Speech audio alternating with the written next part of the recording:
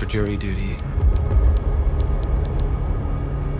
The Kendall Carter case? Today we're talking about Juror number 2, directed by Clint Eastwood, starring Nicholas Hoult, Toni Collette, Zoey Deutch, Cedric Yarbrough, and J.K. Simmons. Juror number 2 tells the story of Justin Kemp, a recovering alcoholic and new family man who is serving as juror on a high-profile murder trial in Savannah, Georgia. What we discover is that Justin may be struggling with an internal moral dilemma, balancing his own fate while attempting to sway the jury's verdict on the potentially innocent accused killer. Full of terrific performances and smart script writing from Jonathan Abrams, Juror number 2 was a breath of fresh air as a theater-going experience for me. I often chew the cud on the IP onslaught of movies in 2024, so it's rare that we get a movie like this these days. And from Clint Eastwood at that, still making movies at the ripe old age of 94. It feels like he hasn't missed a beat, with this movie keeping my full attention for its 114-minute runtime. Juror number 2 very much feels like it respects its audience, unlike much of the studio fare being vomited out recently. I'll go ahead and drop a spoiler warning here, so now's your chance to pause, go watch Juror number 2, and then come back and let me tell you how to feel about it.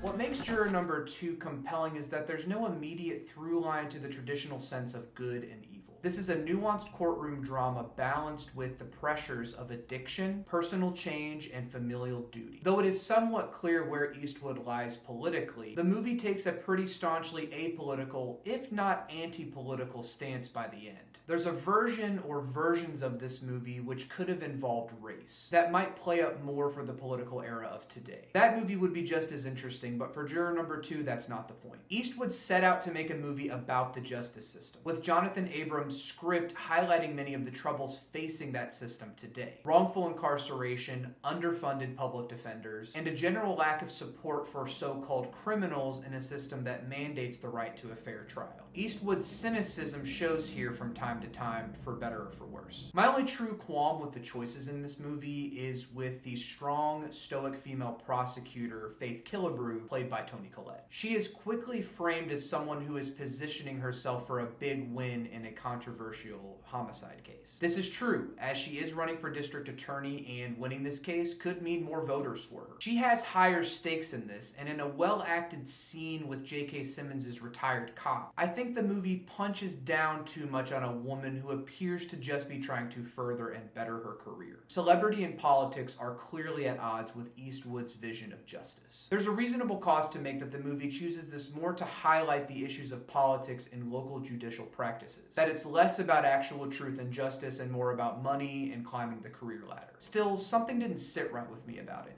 It wasn't a fully formed statement, but to my apolitical or anti-political statement from earlier, this may be by design. All that being said, Juror number 2 never left a bad taste in my mouth. It feels properly dramatic, with stakes just high enough to be within the realm of possibility. There are plenty of Justin Kemps out there, as well as many accused killers like James Scythe, played by Gabriel Basso. Everyone feels real, and each actor brings a dynamism to their performance. Kiefer Sutherland as Justin's AA sponsor is inspired, adding even more to the layers of Justin's rich backstory. Cedric Yarbrough plays Marcus, one of Justin's fellow jurors, and his no-nonsense, tough approach to Justin's string-pulling sketchiness adds an excellent tension. This is a movie full of great performances, with lots of familiar faces that will have you waiting to see how each of them will add a unique touch to this narrative. Nicholas Hoult pulls out an incredibly subtle move as Justin Kemp, and while I'm not quite sure it's at the level of Oscar nominated, I'd like to think it might be in the conversation. The nuance to his character is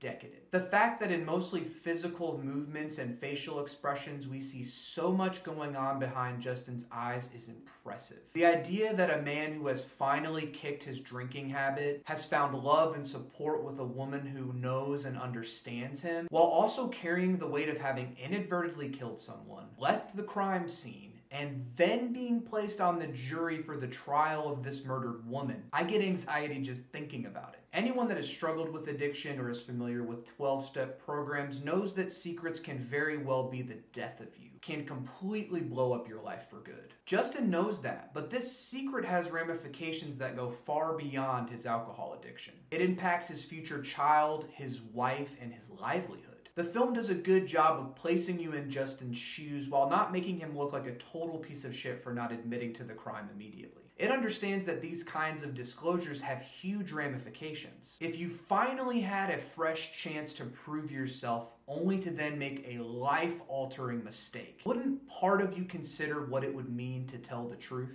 And the weight of that truth is felt the entire time. As each scene unfolded, I was excited to see how Justin and his fellow jurors responded to each of the changes, either enacted by him or from outside factors. The way that Justin manipulates the other jurors does ask the audience to suspend disbelief, but the ride does make it worth it. We get some excellent ensemble performances from the cast, and as already mentioned, Hoult is great here. I was excited to see Toni Collette, and she's mostly excellent here, though her southern accent didn't quite stick. At a few points, it felt like she slipped out of the accent entirely. At the end of the day, juror number 2 may not be essential. You have to go to the cinema to watch this viewing, but I do recommend checking it out once it hits streaming. It's a quiet, nuanced experience that washes over you minute after minute. The day after watching it, I woke up pondering the movie first thing, adding a nice introspective quality to the film. You could feel the gears of Eastwood's mind turning scene to scene, adding a nice bow onto the end of his career. He can still direct a solid picture, and while many are saying this may be his last movie, I wonder if the old man doesn't have another one in the barrel for us. Juror number 2 feels like a capsule back to 2008 when we got movies like Doubt and other adult dramas. Rarely these days do studios fund movies like Juror number 2, and for that, I'm glad it was given a theatrical release. It's refreshing in a cinema landscape filled with too many capes and CGI crapfests. And with movies like Conclave doing well this year, it does prove that adult dramas and courtroom procedurals are still popular for the viewing audience of 2024, and I hope we get more like it in the future. What did you think of Juror number 2? Was it dry and boring, or riveting and exciting? Leave all the comments below, and before you go, don't forget to like and smash that subscribe button. Thank you all so much for watching this video and continuing to support the channel. Until next time, objection, Your Honor! What are you telling me? Maybe I didn't hit it here.